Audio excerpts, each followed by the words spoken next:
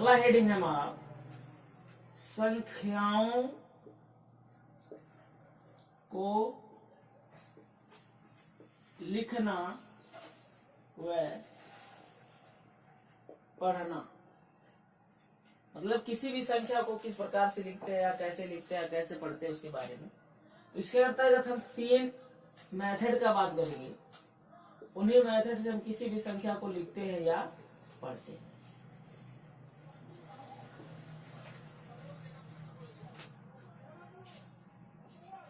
तो इसमें पहली मेथड है भारतीय गणना प्रणाली और दूसरा है अंतरराष्ट्रीय गणना प्रणाली और तीसरा है रोमन प्रणाली। तो ये 3 प्रणाली है जिसके आधार पर किसी भी संख्या को हम सब लिखते हैं और पढ़ते हैं। इनके बारे में हम एक एक करके बात करेंगे। तो चलिए हम सब एक एक के बारे में बात करते हैं। तो हमारा पहला है भारतीय गणना प्रणाली। एक सिंपल सा चीज है, इसमें कुछ है नहीं। इसमें हम किसी भी संख्या को इकाई, दहाई, सैकड़ा, हजार, 10,000, लाख, 10 लाख इस टाइप से गिनते या पढ़ते हैं। इसमें एक विशेष चीज है, जब लिखते हैं ये तो हो गया पढ़ने का तरीका, इकाई, दहाई, सैकड़ा, हजार, 10,000। लेकिन लिखने का क्या तरीका है? तो लिखने का ये तरीका है, पहले हम कॉमा लगाते हैं। वो कॉमा पहले हम 3 पे लगाते हैं, फिर 2 पे लगाते हैं, फिर 2 पे लगाते हैं, इस टाइप से। जैसे ये कोई संख्या है, ये दे रखा है ऐसे, तो यहाँ पे 1 2 3 ऐसे गिन के 1 2 1 2 ऐसे लिखते हैं। तो जब इस टाइप से लिखा जाता है तो ये हो जाता है आपका भारतीय गणना प्रणाली। या हम कह सकते हैं कि किसी भी संख्या को इस तरीके से हम भारतीय गणना प्रणाली के अंतर्गत लिखते हैं। तो इसका ये लिखा है 10 करोड़, ये लिखा है 10 करोड़। एक एग्जांपल और ले सकते हैं, जैसे ये हो गया 10 लाख, इकाई, दहाई, सैकड़ा, हजार, 10,000, लाख, 10 लाख। तो ये लिखा है आपका 10 लाख। तो इस टाइप से हम गिनते हैं। जैसे और भी कुछ ले सकते हैं ऐसे ऐसे। तो इकाई, दहाई, सैकड़ा, हजार, 10,000, ये लिखा है 10,000। ठीक है। तो इस टाइप से हम भारतीय गणना प्रणाली में लिखते हैं।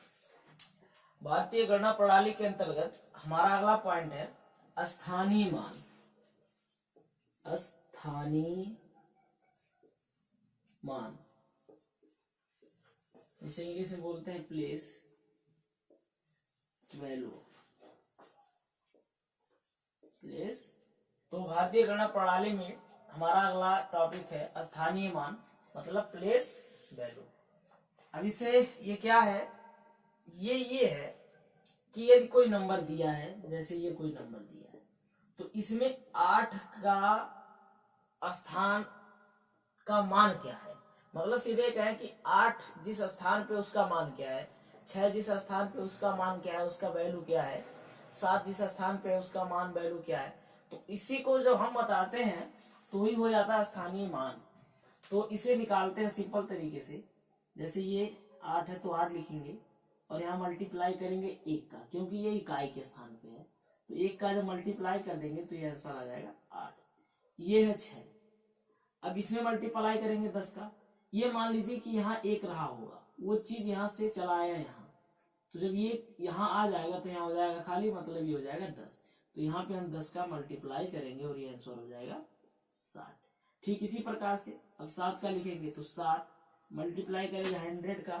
तो ये मान लीजिए कि ये यहाँ से यहाँ चला आया, यहाँ खाली हो गया, तो यहाँ ऐसे हो गया, तो ये आ गया 100। इसका इसमें मल्टीप्लाई करेंगे तो ये हो जाएगा 700। ऐसे इसका करेंगे तो ये हो जाएगा 6 मल्टीप्लाई। अब ये 1 जब यहाँ आ जाएगा फिर यहाँ खाली हो जाएगा, मतलब ये 1000 में है। तो यहाँ 1000 में जो है गुणा करेंगे, तो ये हो जाएगा 6000। तो इस टाइप से स्थानीय मान किसी भी नंबर का निकाला जाता है।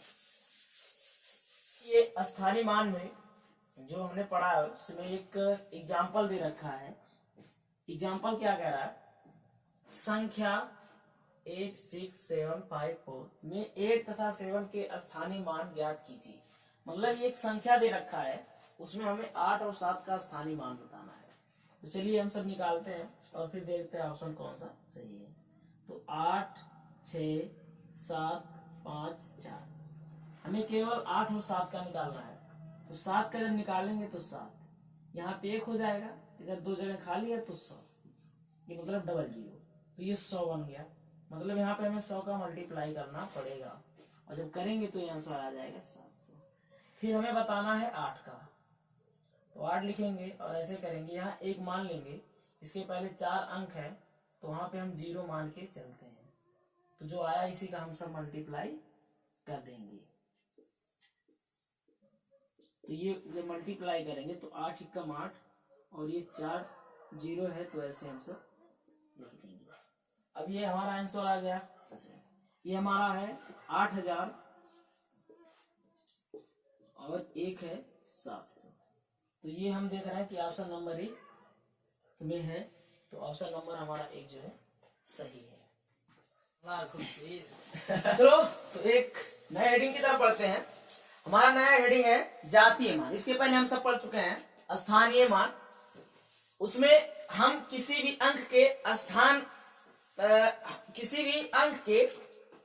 स्थान का मान निकाल देते हैं। मतलब कोई भी संख्या है, उसमें कोई अंक है तो वो किस स्थान पे है उसके वैल्यू को हम लोग फाइंड करते थे।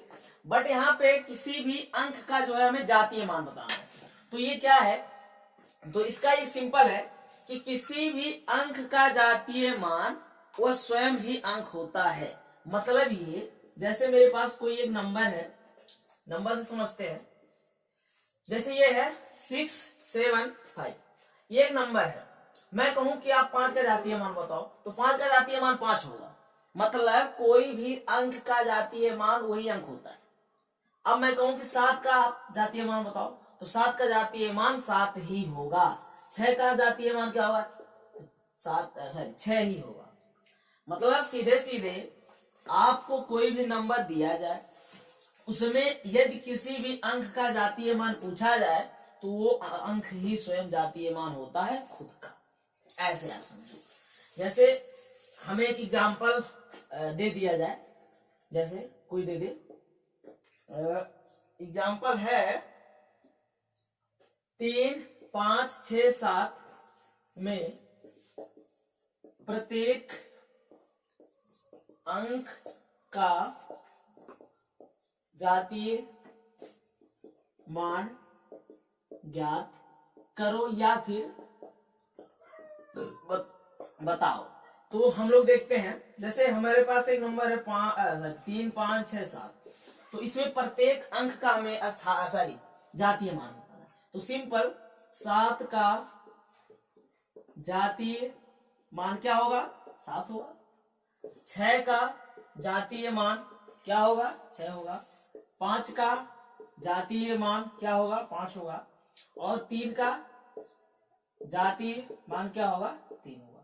तो इस प्रकार से किसी भी नंबर में किसी भी अंक का अगर पूछा जाए स्थानीय जातीय मान, तो वो अंक ही स्वयं होगा।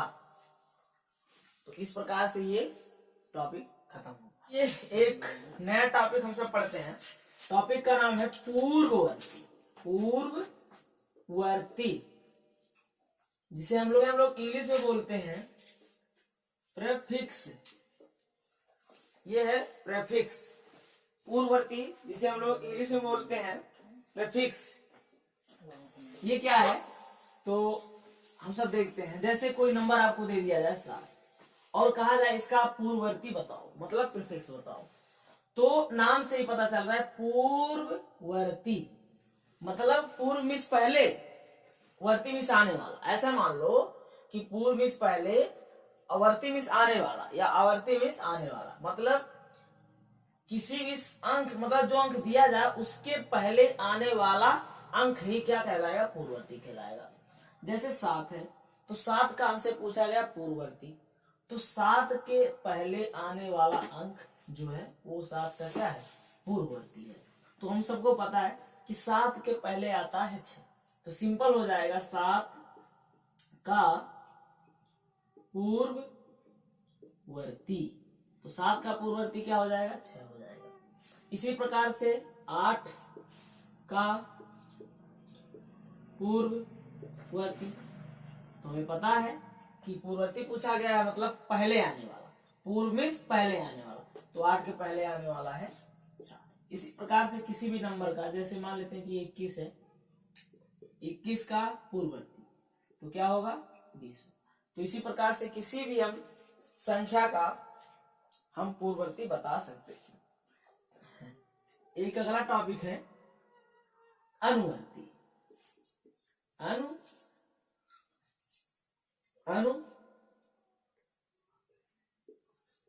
अनुवर्ती या उत्तरवर्ती। चलिए तो हमारा अगला टॉपिक है अनुवर्ती या फिर उत्तरवर्ती। ये दोनों ही एक नाम है, इसे इंग्लिश में बोलते हैं सफिक्स। तो इसके बारे में पढ़ते हैं। सिंपल है एकदम इसी की तरह, जैसे इसमें पहले आने वाला बताना था, इसमें बाद में आने वाला बताया जाएगा। जैसे यहाँ पूछा था 7 का पूर्ववर्ती, मतलब 7 के पहले आने वाला, तो वो था 6। यहाँ पे पूछा जाएगा जैसे 7 का अनुवर्ती, तो अनुवर्ती मीन्स आने वाला, मतलब 7 के बाद आने वाला, तो 7 के बाद आने वाला है 8। तो ना अनुवर्ती मीन्स आने वाला, मतलब जैसे यही दे दिया जाए कि 7 का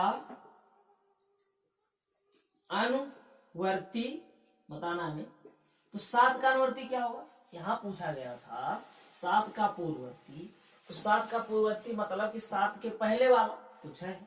यहाँ पूछा गया 7 का अनुवर्ती मतलब 7 के बाद आने वाला, तो 7 के बाद आने वाला है 8, मतलब 7 का इस प्रकार से हो जाएगा अनुवर्ती 8। जैसे पूछ लिया जाए 22 का अनुवर्ती, तो अनुवर्ती मीन्स आने वाला, तो 22 का अनुवर्ती 23। इसी प्रकार से 24 का अनुवर्ती 25। तो ऐसे किसी भी नंबर की हम जो है अनुवर्ती पूर्ववर्ती बता सकते।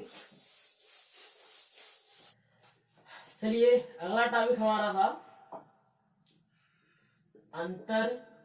अंतरराष्ट्रीय गणना प्रणाली। ये क्या है, कुछ नहीं है, जैसे कोई नंबर दिया है हमें, ये ऐसे दिया, तो हम लोग भारतीय गणना प्रणाली में जो है 3 पे करते थे, उसके बाद 2 पे ऐसे करते चले जाते थे। लेकिन यहाँ ऐसा कुछ नहीं है, यहाँ पे हम लोग 3 पे करेंगे, मतलब शुरू में भी 3 ऐसे, मतलब वहां पे पहले 3 पे करते थे, फिर 2 पे कमा लगाते थे, बट यहाँ 2 पे नहीं लगाना, डायरेक्टली 3 पे लगाना है, मतलब 3 पे लगा दिए, फिर भी 3 पे, फिर 3, ऐसे करते जाना है। अब थोड़ा सा अगर याद रखने की बात आए तो इस हम लोग पढ़े भारतीय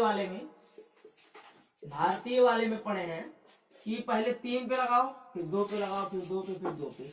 लेकिन हम यहाँ पढ़ रहे हैं अंतरराष्ट्रीय वाले में कि पहले 3 पे, फिर 3 पे, फिर 3 पे, फिर 3 पे। यहाँ पे भारतीय वाले में जो था पहले 3 पे लगाते हैं, फिर 2 पे, फिर 2 पे, फिर 2 पे कमा लगाते हैं।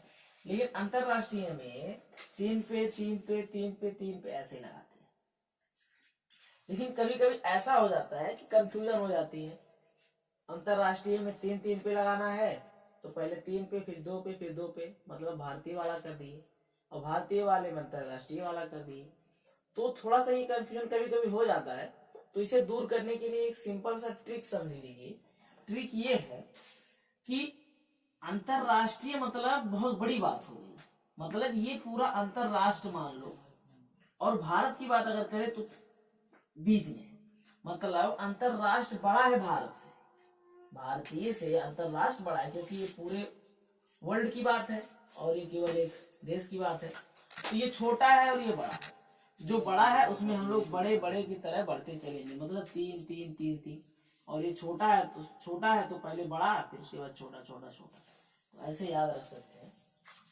तो अंतरराष्ट्रीय में हम सब जो है 3 3 पे जो है कामा लगाते हैं। तो ऐसे जैसे ये है 3 3 पे लगा है, ये लिखा है आपका 100 मिलियन, 100 मिलियन। और अगर ऐसे इसे लिख दिया जाए, ये हो जाएगा आपका 10 मिलियन, 10 मिलियन। अगर इसको ऐसे लिख दिया जाए तो ये हो जाएगा 1 मिलियन। तो ऐसे जो है अंतरराष्ट्रीय गणना प्रणाली में लिखा जाता है। यहाँ पे इकाई, दहाई, सैकड़ा नहीं चलता है, यहाँ मिलियन मिलियन सब चलता है, मिलियन मिलियन